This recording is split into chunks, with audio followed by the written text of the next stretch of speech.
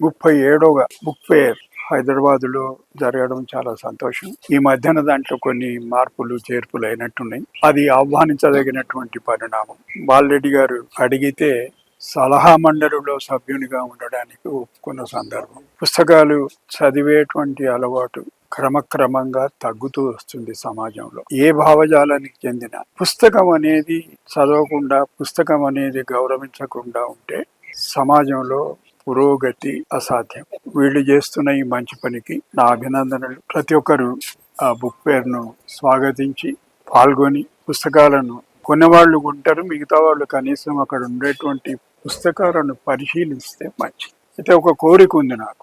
Jaipur literary festival జరుగుతుంది. ఇది ఇప్పుడున్నటువంటి కొత్త కార్యవర్గం ఏదైతే వచ్చిందో ఆ విధంగా పురోగతి సాధించి జైపూర్ లిటరరీ ఫెస్టివల్ స్థాయికి వెళితే సంతోషించే వాళ్ళు నేను.